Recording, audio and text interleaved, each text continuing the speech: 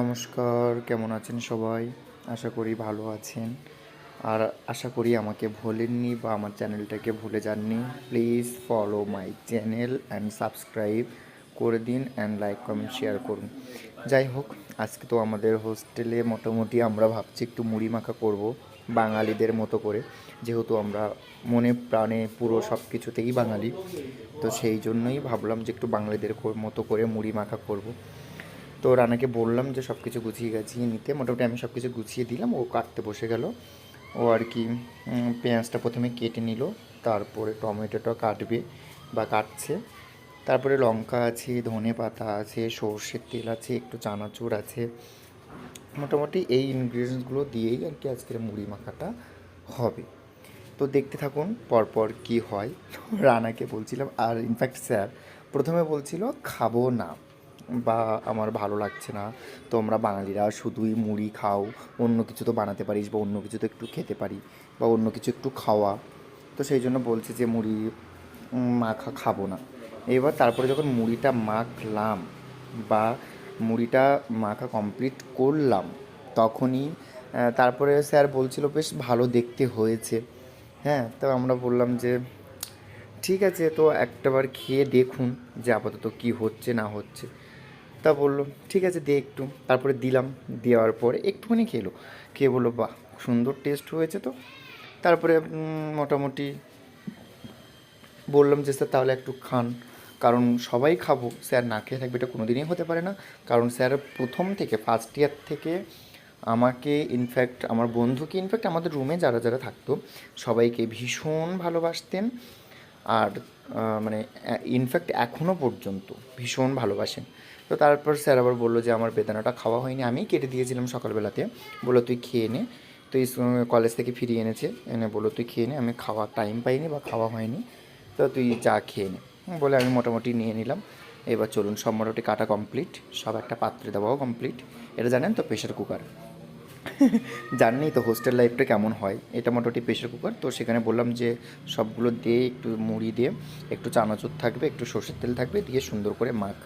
তো মোটামুটি মাখাও হলো। আরেকটা কথা স্যারের সম্পর্কে যেটা বলছিলাম সেটা হচ্ছে এটাই, স্যার প্রথম থেকে আজ পর্যন্ত আমাকে যেভাবে ভালোবেসেছেন, যেভাবে প্রোটেক্ট করেছেন সমস্ত সব কিছু বিষয় দিক থেকে, সেটাও অতুলনীয়। বাইরে এসে স্যারের বাড়ি নেপালে, আমার বাড়ি ওয়েস্ট বেঙ্গলে, আর দুজন মিলেই এসেছি ব্যাঙ্গালোরে। তো সেখানে এসে স্যার আমাকে যেভাবে হেল্প করেছেন, ইনফ্যাক্ট শুধু আমাকে বলে নয়, রানাকেও বা আরও অনেককেই। হ্যাঁ, আমি হয়তো টাকা পয়সার দিক থেকে কোনো হেল্প আমার মানে করতে হয়নি বা স্যারের কাছ থেকে আমি সেই আবদার করিনি, কিন্তু তাছাড়া অন্য রকমভাবে স্যার যে আমাকে হেল্প করেছেন কলেজের দিক থেকে, পড়াশুনোর দিক থেকে, এক্সামের দিক থেকে, রুমে থাকার বিষয়ে, ইনফ্যাক্ট রুমে আরও ভালোভাবে সবাইকে জানেন রুম থেকে বার করে দিয়েছিল, সবাইকে থাকতে দেবে না, এই করবে না, খেতে দেবে না। সেখানে স্যার আমাকে, রানাকে আর ফার্স্ট ইয়ারের একটা আমন বলে ছেলেকে, আমাদের তিনজনকে হোস্টেলের নিজের দায়িত্বে রেখেছে। আমাদের খাওয়া দাওয়া সব কিছুই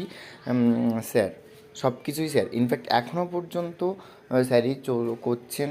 আর মানে ভবিষ্যতে আমি জানি না কি হবে না হবে, তবে স্যার আমাকে বলছিলেন যে তুমি না থাকলে বা তোরা না থাকলে আমি বন্ধুদের রুমে চলে যাব, রুম রেন্ট নেওয়া আছে, তো সেখানে আর কি চলে যাব। এখানে ভালো লাগছে না। এখানে ভালো লাগছে না, এখানে থাকতে পারবো না, তোরা চলে গেলে তখন আমি বোরিং হয়ে যাব। কারণ গোটা হোস্টেলেতে কেউ নেই, কেরালিয়ানরা আছে, না পারে হিন্দি বলতে, না পারে প্রপার ইংলিশ ল্যাঙ্গুয়েজ অ্যাপ্লাই করতে। মোটামুটি এখন তাও শিখেছে 1-1.5 বছরে। আর মোটামুটি ওদের ভাষাতেও স্যার, ওদের ভাষাতেও অতটাও কমফোর্ট না হলেও মোটামুটি স্যার জানে। তো সেই জন্য আর কি, আর ওদের সাথে স্যারের কোনো কমিউনিকেশনেরও নেই। সেই জন্য স্যার বলছিল যে চলে যাবে। যাই হোক, মুড়ি মাখার পর্ব তো শেষ, মুড়িটা চলুন খেয়ে নিই। আর একটা কাজ আছে মুড়ি খাওয়ার পরে, সেটা হচ্ছে একটা তরমুজ। এই তরমুজটা মোটামুটি অন্য একটা সাইডে গেছিলাম, পেনিয়া সেকেন্ড স্টেজ, আর আরেকটা সাইডে গেছিলাম অন্ধ্রহালি মেন রোড, সেটা হচ্ছে আমার কলেজের সাইড, আর পেনিয়া সেকেন্ড স্টেজ হচ্ছে আমার হোস্টেলের সাইড। তো সেখানে গেছিলাম, পেনিয়া সেকেন্ড স্টেজে 30 টাকা কিলো ছিল, আর অন্ধ্রহালিতে ছিল 20 টাকা কিলো। তো সেখান থেকে 2 কেজি ওজনের একটা তরমুজ নিয়ে এসেছি। তো আমার কাছ থেকে নিয়েছি 35 টাকা। বিশ্বাস করুন 5 টাকা কম নিয়েছে। তো 35 টাকা নিল। আমি ভাবছিলাম যে তরমুজটা মনে হয় ঠিকঠাক হবে না। রান্না বললো কাট দেখুন, তরমুজটা কিন্তু খুবই সুন্দর ছিল আর খুবই সুন্দরই আছে। ইনফ্যাক্ট তরমুজটা কিন্তু খুবই মিষ্টিও লেগেছে। তো রানাকে বললাম। এবার সবাই বলছিল যে মিষ্টি না হলেও হতে পারে। তো মোটামুটি খাবার পরে দেখলাম, সত্যি কথা বলছি, 35 টাকা দিয়ে আমি একদমই ঠকিনি। আর এত সুন্দর টেস্ট ছিল, এত সুন্দর মিষ্টি ছিল।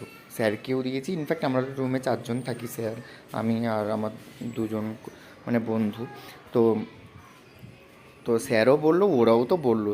যাই হোক, তো স্যারের জন্য পিস পিস করে কেটে দেবো, আর ওদের জন্য খোসা সমেতই দেবো, ওরকমভাবে পিস পিস করে করবো না। আর মোটামুটি এরকমভাবেই চলবে। আর এইভাবেই আর কি আমরা হোস্টেলে থাকবো। স্যারকে ভালোবেসে যাবো। স্যারও, আমি ভগবানের কাছে প্রার্থনা করি স্যারও ভালো থাকুক, ভালো থাকুন, আর আমাদেরকে একটু ভালো রাখুন, ব্যাস এটাই। যাই হোক বন্ধুরা, আমার ভিডিওগুলো কেমন লাগছে প্লিজ লাইক কমেন্ট শেয়ার করবে। আর হ্যাঁ, গুড নাইট কিন্তু বলতে ভুলবে না। কেউ কিন্তু কমেন্ট করছে না, প্লিজ কমেন্ট করো। কমেন্ট না করে আমি বুঝবো কী করে যে আমার ভিডিওটা কেমন হচ্ছে। আর একটা ডিউ ভিডিও আছে, সেটা হচ্ছে এটাই যে আমার কলেজের সব কিছু মানে যে এমবিএ বিল্ডিংটা ছিল সেটা দেখানোর। মোটামুটি আমাদের নার্সিং এটা দেখিয়েছি, এমবিএ বিল্ডিংটা দেখাবো। যাই হোক, এর পরে দেখা হবে পরের ভিডিওতে। এখন আপাতত গুড নাইট।